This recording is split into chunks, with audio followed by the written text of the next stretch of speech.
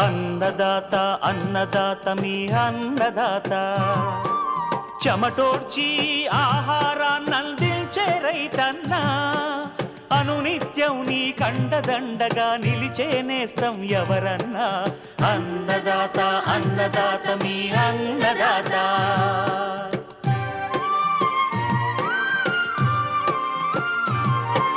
నూతన రీతుల సాగుబడికి నూరింతలు పెరిగే దిగుబడికి సూచనలిచ్చే సస్య రక్షణకు పశు పోషణకి శాస్త్ర విజ్ఞానం అందించి ముందుకు నడిపే తెలుగు రైతు భారతదేశానికి మకుటం అయ్యేలా తీర్చిదిద్దే ఆశయంతో మిమ్ము మేలు కొలిపేది అన్నదాత అన్నదాత అన్నదాత మీ అన్నదాత అన్నదాత అన్నదాత మీ అన్నదాత. అన్నదాత ప్రేక్షకులకు నమస్కారం. ఈనాటి ముఖ్యాంశాలు: భూసార పరీక్షా ఫలితాల ఆధారంగా ఎరువుల యాజమాన్యం,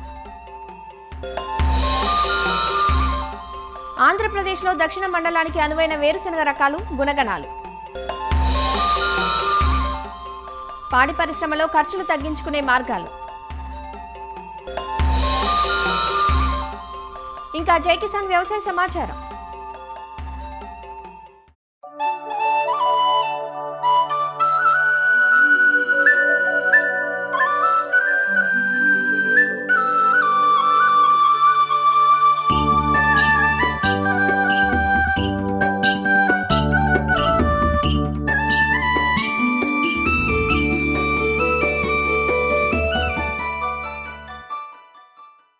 పంటల నుంచి మంచి దిగుబడులు సాధించాలంటే అందుకు కీలక పాత్ర పోషించేది నేలలోని సారం.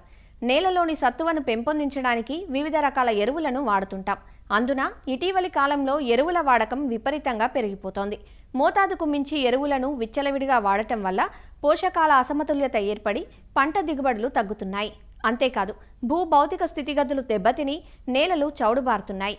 ఈ సమస్యలను అధిగమించాలంటే భూసార పరీక్షా ఫలితాల ఆధారంగా నేల స్థితిగతులు తెలుసుకొని సమగ్ర పోషక యాజమాన్యం చేపట్టాలి. చాలామంది రైతులు భూసార పరీక్షలు చేయించుకున్నప్పటికీ వాటి ఫలితాలను అర్థం చేసుకోవడంలో విఫలమవుతున్నారు. మరి భూసార పరీక్షా ఫలితాలను ఎలా అర్థం చేసుకోవాలి, ఫలితాల ఆధారంగా ఎరువులను ఎలా వాడాలి, ఎలాంటి యాజమాన్య పద్ధతులు పాటించాలి అన్న వివరాలను ప్రొఫెసర్ జయశంకర్, తెలంగాణ వ్యవసాయ విశ్వవిద్యాలయం, నాగర్ కర్నూలు జిల్లా Krishi Vigyan Kendra Palem programme coordinator doctor T Prabhakar Reddy నుంచి తెలుసుకుందాం. ప్రస్తుత వేసవి కాలంలో భూసార పరీక్షలకు చాలా అనువైన సమయం. సో ఈ సమయంలో కనుక మనం భూసార పరీక్షలు చేసుకున్నట్లయితే దాంట్లో ఉండే పోషకాల ఆధారంగా, దాంట్లో ఉండే సమస్యల ఆధారంగా మనము రాబోయే వానాకాలంలో యాజమాన్య పద్ధతులు చేపట్టడానికి చాలా అనుకూలంగా ఉంటుంది. అయితే ఈ భూసార పరీక్ష ఫలిత పత్రాల ఆధారంగా ఎలాంటి యాజమాన్య పద్ధతులు చేపట్టవచ్చు, దాన్ని ఎలా ఇంటర్ప్రిటేషన్ చేసుకోవచ్చు అనేది కనుక చూసినట్లయితే ముఖ్యంగా నేలలో ఉండే ఉదయని సూచిక ఆధారంగా అది ఆమ్ల నేల లేదా తటస్థ నేల లేదా క్షార నేల అనే అంశాలను గుర్తించవచ్చు. నేలలో ఉండే pH ఆధారంగా 7 ఉంటే తటస్థ నేల, 7 కంటే ఎక్కువగా ఉంటే అది క్షార నేలగా గుర్తించవచ్చు. ఈ క్షార నేలల్లో కూడా 2 రకాలు ఉన్నాయి. తెల్ల చౌడు నేల, నల్ల చౌడు నేల అని 2 రకాలుగా ఉంటాయి. ముఖ్యంగా చూసినట్లయితే ఈ తెల్ల చౌడు నేలల్లో ఉదయం సూచిక 7 నుంచి 8.5 వరకు ఉంటుంది. ఈ నేలలో క్లోరైడ్స్, సల్ఫేట్స్ అనే లవణాలు ఎక్కువగా ఉండడం వల్ల నేలలో విత్తనాలు కానీ ఏదైనా వేసినప్పుడు మొలక శాతం తక్కువగా ఉంటుంది. ఈ పోషకాలు అందే స్వభావం కూడా చాలా తక్కువగా ఉంటుంది. తెల్ల చౌడు అధికంగా ఉండే నేలను మడులుగా చేసుకొని ఆ మడుల్లో నీరు అధికంగా నింపి, అంటే ఒక 15 సెంటీమీటర్ల వరకు నీటిని నింపి దాన్ని ఇంకేటట్లు చేయాలి. ఈ నీటిని ఇంకేటట్లు చేయటం, లేదంటే ఈ నీటిని ఒక 3-4 రోజులు నిల్వ ఉంచి తర్వాత ఈ అధికంగా ఈ పేరుకుపోయిన ఈ లవణాలు కరిగిన నీటిని పెట్టడం, తీసివేయడం ద్వారా ఈ లవణాల యొక్క సాంద్రతను కొంతవరకు తగ్గించుకోవచ్చు.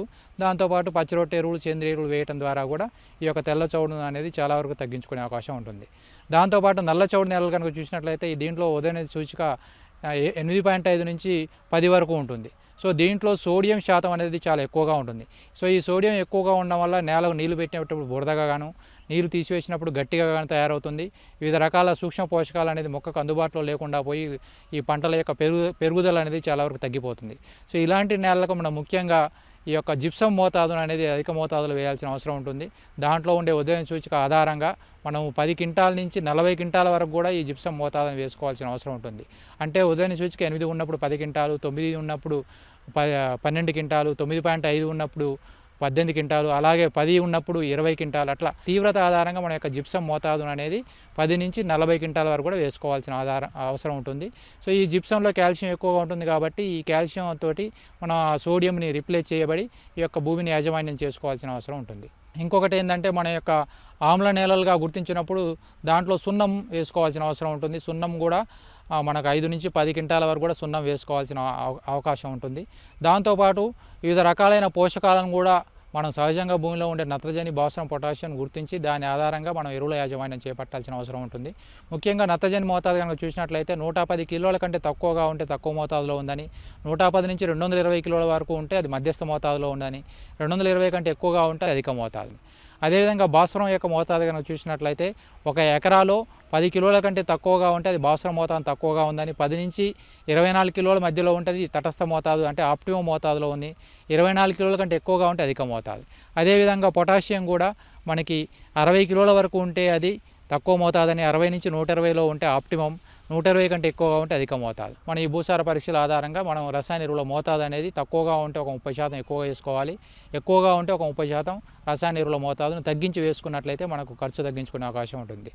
దాంతోపాటు సూక్ష్మ పోషకాలైన కాపర్, మ్యాంగనీస్, ఐరన్, జింకు కనుక చూసినట్లయితే జింకు మోతాదు 0.6 ppm కంటే తక్కువగా ఉంటే అది లోపం కలిగిన నేలగా గుర్తించి దాంట్లో ఎకరాకి 20 కిలోల వరకు జింకు సల్ఫేట్ని వేసుకోవాలి.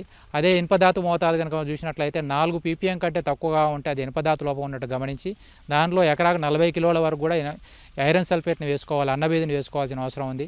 అలాగే మ్యాంగనీస్ మోతాదు చూసినట్లయితే 3 ppm కంటే తక్కువగా ఉంటే అది మ్యాంగనీస్ లోపం ఉన్నట్టు గుర్తించి దాని ఆధారంగా సిఫారసు చేయబడిన మ్యాంగనీస్ సల్ఫేట్ని వేసుకోవాలి.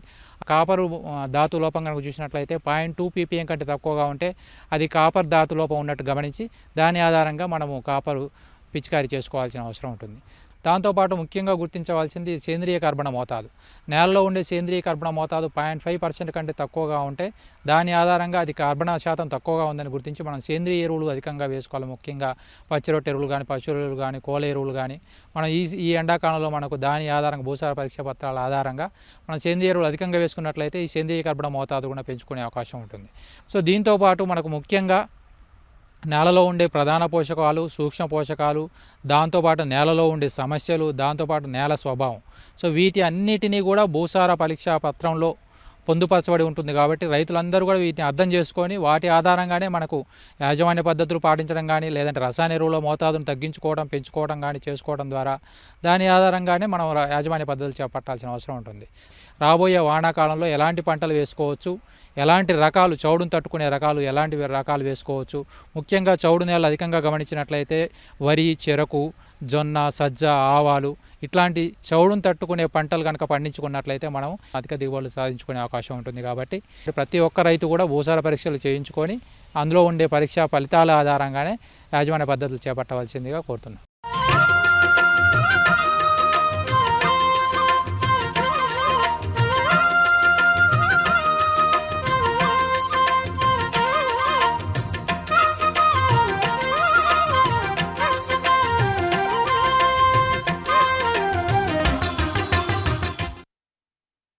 వాణిజ్య పంతాలో విస్తరిస్తున్న వ్యవసాయ అనుబంధ రంగం పాడి పరిశ్రమ. డైరీ ఫారాలను ఏర్పాటు చేసుకున్న రైతులు వాణిజ్య స్థాయిలో 10ల నుంచి 100ల సంఖ్యలో పశువులను పోషిస్తుంటారు. నానాటికి పెరుగుతున్న పెట్టుబడి వ్యయం, కూలీల కొరత పాడి రైతులకు ప్రధాన అవరోధంగా మారింది. గత కొన్నేళ్లుగా తెలుగు రాష్ట్రాల పాడి రైతులు అనేక సమస్యలను ఎదుర్కొంటున్నారు. ఈ మధ్యకాలంలో కూలీల సమస్య మరింతగా పెరిగింది. మరోపక్క ఖర్చులు పెరుగుతున్నాయి. ఈ నేపథ్యంలో తక్కువ శ్రమతో కూలీలపై ఎక్కువగా ఆధారపడకుండా డైరీని నిర్వహించే మార్గాలను ఇప్పుడు చూద్దాం. ప్రస్తుత సమయంలో కూలీల కొరత పాడి పరిశ్రమకు దినదిన గండంగా మారింది. పాకలను శుభ్రం చేయటం మొదలుకొని పాలు పిండటం వరకు పెంపకందారులు పలు రకాల ఇబ్బందులను ఎదుర్కొంటున్నారు. ముందుగా పశువుల సంఖ్య కుదింపు. ఫారంలో లాభదాయక స్థాయిలో పాలిచ్చే పశువుల్ని ఉంచి ముసలి, గొడ్డుమోతు, మగదూడల్ని ఎప్పటికప్పుడు వదిలించుకోవాలి.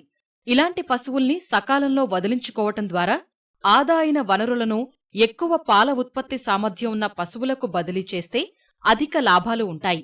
మగ గేదె దూడలకు మంచి పోషణ అంది 2 ఏళ్ల వయసుకు బలిష్టంగా ఎదిగి మేలైన ధర పలుకుతాయి. పనివారు లేకపోవటంతో చాలామంది పాడి రైతులు పాలు పిండటంలో ఇబ్బంది పడుతున్నారు. ఇలాంటివారు దూడలు, పడ్డలు, చూడి పశువుల పెంపకాన్ని చేపట్టి మేలైన ఆదాయం పొందవచ్చు. వీటి నిర్వహణ కోసం వెచ్చించే శ్రమ పాలిచ్చే పశువులతో పోల్చితే 3వ వంతు కూడా ఉండదు. అంటే 3 పాలిచ్చే పశువులపై వెచ్చించే శ్రమతో 10కి పైగా వట్టిపోయిన పశువుల్ని తేలిగ్గా పోషించవచ్చు. 2 పూటలా పాలు పిండి విక్రయిస్తే వచ్చే ఆదాయం కన్నా దూడల్ని, పడ్డల్ని, దున్న కుర్రల్ని, చూడి పశువుల్ని బాగా పోషించి విక్రయిస్తే వచ్చే ఆదాయం ఎక్కువగా ఉంటుంది. పట్టణాలకు, నగరాలకు దూరంగా ఉంటూ పాల విక్రయంలో సమస్యలున్న పశు పోషకులకు పాల ఉత్పత్తి కంటే పశువుల పెంపకం లాభదాయకంగా ఉంటుందని గమనించాలి. కొట్టాలు, పాకల నిర్మాణం. రైతు ఇంటికి సమీపంలోనే పాకలు నిర్మించుకోవాలి. ఈ పాకల్లో నేలను కాంక్రీటుతో తగినంత వాలుతో ఏర్పాటు చెయ్యాలి. దీంతో మలమూత్రాలు సులువుగా కాల్వలోకి చేరుతాయి. శుభ్రత సులభమవుతుంది. పశువులు తిరిగేందుకు విశాలమైన ఆవరణ ఉంచుకుని పాకను మాత్రం పరిమిత విస్తీర్ణంలో నిర్మించుకోవాలి. ఎండ, చలి, వర్షాలు ఉన్నప్పుడే పశువులను పాకలో ఉంచుతూ మిగతా సమయంలో ఆవరణలో తిరుగాడేలా చూడాలి. ఈ ఏర్పాటుతో 2 రోజులకోసారి పాకల్ని శుభ్రం చేసినా సరిపోతుంది. పాకల శుభ్రత. చేతులు, చీపుర్లు, బకెట్లు, మగ్గులు, తట్టల స్థానంలో షోవెల్స్, రబ్బరు దంతెలు, రబ్బరు మ్యాట్లు, బలమైన నీటి ధారలనిచ్చే జెట్ నాజిల్స్ కలిగిన రబ్బరు పైపులు, నీటి పంపులను వినియోగించి పశువులను, పాకలను వేగంగా, సులువుగా, సమర్థంగా శుభ్రపరచవచ్చు. పశువుల మేతలు, దాణాలు, వ్యర్థాలను ట్రాలీలతో సులువుగా తరలించేలా ఆవరణలో మెట్లు, ఇతర అడ్డంకులు లేకుండా చేస్తే నిర్వహణ సులువవుతుంది. గడ్డికోత యంత్రాల వాడకం.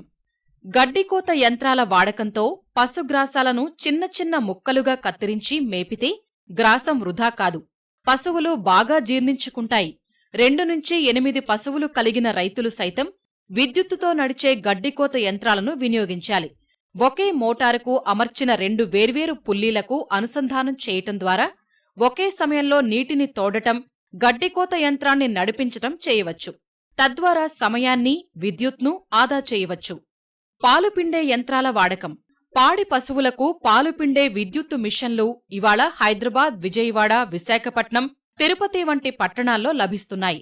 ఇటీవల విద్యుత్తుతోనే కాకుండా బ్యాటరీ, జనరేటర్, ట్రాక్టర్ ఇంజిన్తో కూడా నడిపించగల మిల్కింగ్ మిషన్లు అందుబాటులో ఉన్నాయి.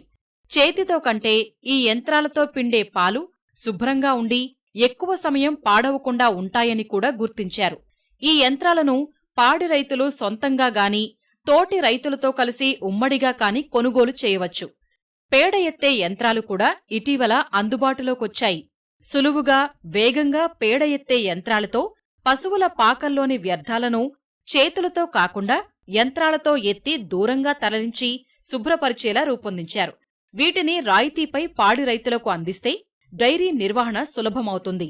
సంయుక్త టీకాల వినియోగం. గురక, జబ్బవాపు, గాలికుంటు వంటి అంటురోగాల నివారణకు వేరువేరు టీకాలు వేయించి పశువుల్ని అనవసరమైన ఒత్తిడి, చికాకులకు గురిచేసే బదులు 2-3 వ్యాధులను ఏకకాలంలో నివారించగల సంయుక్త టీకాలను ఒక ప్రాంతంలోని కనీసం 90% పశువులకు ఒకేసారి వేయించి శ్రమ, ఖర్చును తగ్గించుకోవచ్చు. అజొల్లా, హైడ్రోపోనిక్ గ్రాసాల సాగు. పచ్చిమేతల కొరతను తీర్చేందుకు సాధారణంగా రైతులు దాణాలపై అధికంగా ఆధారపడుతూ ఉంటారు. దీంతో మేత ఖర్చులు పెరిగిపోతాయి. పచ్చిమేతలను అజొల్లా అనే ఆకుతో భర్తీ చేసే అవకాశం ఉంది. అజొల్లాను సులువుగా ప్లాస్టిక్ టార్పాలిన్ మడుల్లో రైతులు తమ ఇంటి వద్దనే కొద్దిపాటి స్థలంలో పెంచుకోవచ్చు. అలానే హైడ్రోపోనిక్ గ్రాసాన్ని రైతులు ఇంటి ఆవరణలో లేదా డాబాల మీద పెంచుకోవచ్చు. కేవలం 500 నుంచి 1000 చదరపు అడుగుల స్థలంలో అరల్లో అమర్చిన ప్లాస్టిక్ ట్రేలలో 7 నుంచి 10 రోజుల్లో పెంచవచ్చు. 8 నుంచి 10 అంగుళాల ఎత్తు పెరిగిన శుభ్రమైన, పుష్టికరమైన మొక్కజొన్న మొలకలను రోజుకు 8 నుంచి 10 కిలోలు ఒక్కో పశువుకు వరిగడ్డితో పాటు మేపితే రైతుకు సమయం, శ్రమ ఆదా అవుతాయి. సీసీ కెమెరాలను వినియోగించి యజమానులు తమ ఇంటి నుంచే షెడ్లలోని పశువుల కదలికలను గమనించవచ్చు. దూరంగా ఉన్న పశు వైద్యులకు స్మార్ట్ఫోన్ ద్వారా పశువుని చూపించి అవసరమైన వైద్య సేవలను క్షణాల్లో పొందవచ్చు. ఇలాంటి ఆధునిక సాంకేతికతను ఉపయోగించుకుంటే పాడి రైతులు తక్కువ శ్రమతోనే ఇప్పటికంటే 2-3 రెట్లు ఎక్కువ సంఖ్యలో పాడి పశువుల నిర్వహణను, కూలీల అవసరం లేకుండానే చేపట్టవచ్చు.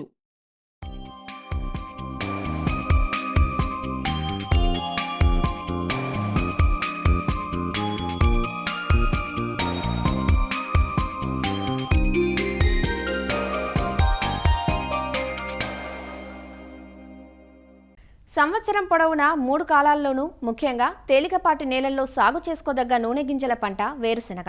ముఖ్యంగా ఖరీఫ్లో వర్షాధారంగా రాయలసీమ, దక్షిణ తెలంగాణ జిల్లాలైన నాగర్ కర్నూల్, మహబూబ్ నగర్, వనపర్తి, నల్గొండ జిల్లాల్లో అధిక విస్తీర్ణంలో సాగు చేస్తారు. వర్షాధారపు వేరుశెనగ విస్తీర్ణం ఎక్కువే అయినా దిగుబడులు మాత్రం నామమాత్రంగానే ఉంటున్నాయి. ఇందుకు అనిశ్చిత వర్షాపాతం, చీడపీడలతో పాటు పాత వంగడాలను ఏళ్ల తరబడి సాగు చేయడం ప్రధాన కారణం. వేరుశెనగలో మేలైన వంగడం ఎంపిక, మంచి యాజమాన్యంతో ఎకరాకు 20 క్వింటాళ్ల అధిక దిగుబడిని సాధించవచ్చు. మరి ఖరీఫ్ కాలానికి అనువైన మేలైన వేరుశెనగ రకాలు, వాటి గుణగణాలను తెలియజేస్తున్నారు ఆచార్య ఎన్జీ రంగా వ్యవసాయ విశ్వవిద్యాలయం విశ్రాంత శాస్త్రవేత్త డాక్టర్ ఎం సుబ్బారావు. వేరుశెనగ ఖరీఫ్ పంట కాలంలో ఎలాంటి వేరుశెనగ రకాలు వాడుకుని రైతులు మంచి దిగుబడి సాధించవచ్చు అనేటువంటి విషయం పైన తెలియజేయడం కోసం మీ ముందుకు వచ్చాను. ఈ జూలై 15వ తారీఖు వరకు కూడా ఈ విత్తనాలు వేసుకోవడానికి అనుకూలం కాబట్టి ఈ వర్షాధారంగా సాగు చేసేవాళ్ళు ముఖ్యంగా స్వల్పకాలిక రకాలు, అలాగే బెట్టను బాగా తట్టుకొని మంచి దిగుబడినిచ్చేటువంటి రకాలను సాగు చేసుకోవాల్సిన ఆవశ్యకత ఉన్నది. ముఖ్యంగా మనకు రకాల విషయం తీసుకున్నప్పుడు నారాయణి అనేటువంటి రకము 2002 సంవత్సరంలో విడుదలైనప్పటికీ కూడా ఇప్పటికీ కూడా రైతాంగం మన్నన పొందుతోంది. ముఖ్యంగా ఏంటంటే ఇది త్వరగా కోతకు వస్తుంది, 95 నుంచి 100 రోజుల్లో కోతకు వస్తుంది. అలాగే గింజ నూనె శాతం కూడా సుమారు 49% నూనె కూడా ఉన్నటువంటి రకము. ముఖ్యంగా ఇందులో ఉన్నటువంటి గుణం ఏమిటంటే ఇది గింజ ఎర్రపప్పు రకం.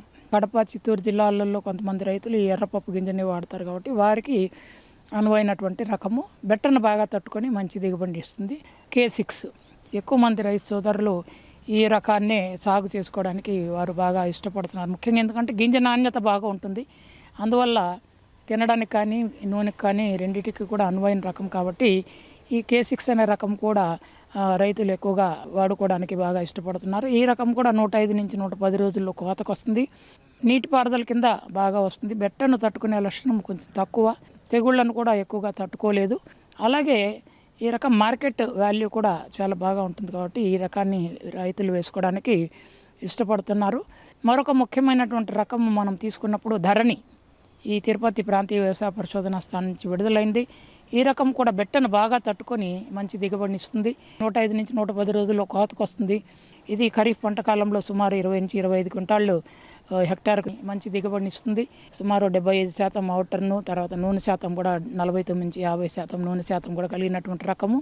పూర్తిగా వర్షాధారంగా వేసుకోవాలనుకున్నప్పుడు రైతు సోదరులు ఈ రకాన్ని అనువైన రకంగా గుర్తించి సాగు చేసుకోవచ్చు. ధీరజ్ అనేటువంటి రకం కూడా విడుదల చేయడం జరిగింది.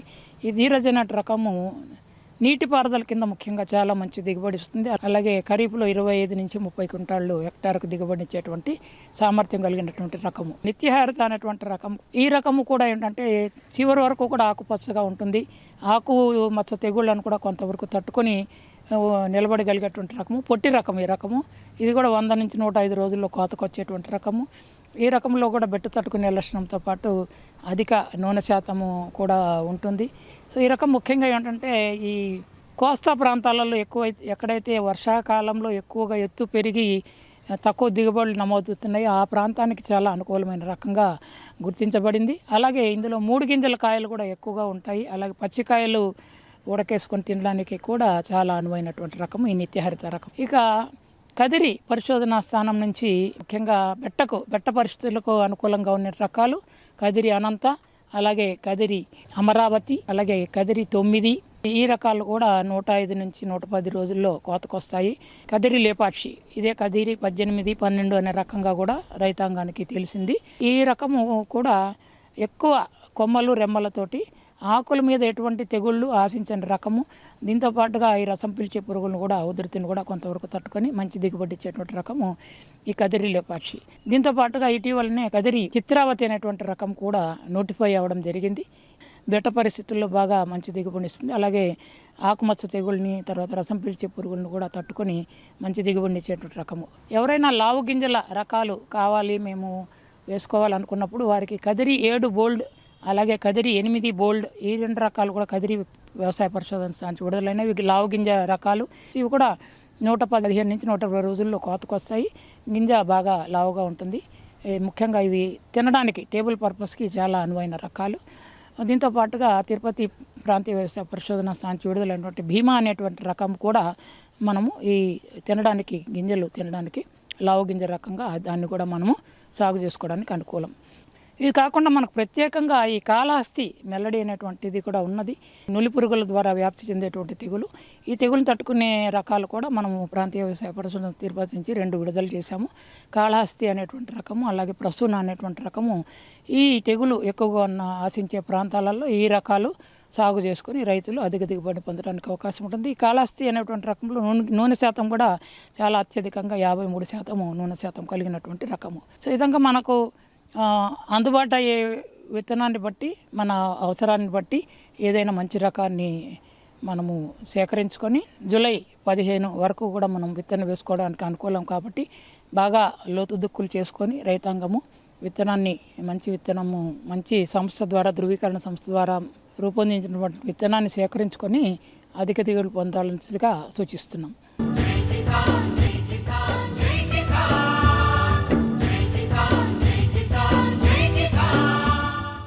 వ్యవసాయ సమాచారం ఇప్పుడు జై కిసాన్లో చూద్దాం.